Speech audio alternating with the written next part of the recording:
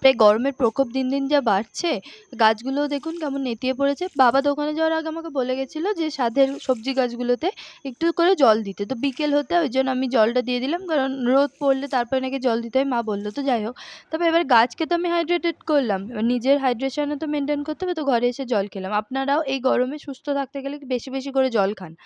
তো তারপর সন্ধ্যাবেলা হলেই আমার একটুখানি ঠান্ডা, ঠান্ডা খেতে ইচ্ছা করে। তো আমি ফ্রিজ খুলে দেখলাম মা আগে থেকেই তরমুজ কেটে রেখে দিয়েছিল। তো আমার মাথায় এলো যে দিল্লিতে খেয়েছিলাম মোহাব্বত কা শরবত, চলো ওর ভাইরা ভাই টাইপের কিছু একটা বানিয়ে ফেলা যাক। তো তরমুজটাকে কুচো, কুচো করে কাটলাম। কেটে তাতে যেহেতু ঠান্ডা লেগেছে তো দুটোই মাত্র আইস কিউব দিয়েছি। দিয়েছি ২ চামচ চিনি আর একদম অল্প একটু দুধ। এবারে আমাদের কাছে বাদাম কুচো ছিল না। তো বাদাম থাকলে তো ওটা দিলে আরেকটু বেশি টেস্ট হতো। যাই হোক আপনারা বাড়িতে বাদাম থাকলে বাদাম দিয়ে খেতে পারেন। এটা সুন্দর খেতে লাগবে। সবকিছু দিয়ে মিক্সিতে একটু ঘুরিয়ে নিতেই তৈরি হয়ে গেল মহব্বত কা শরবতের ভাইরা ভাই। তো আপনারাও বাড়িতে ট্রাই করবেন। বাই।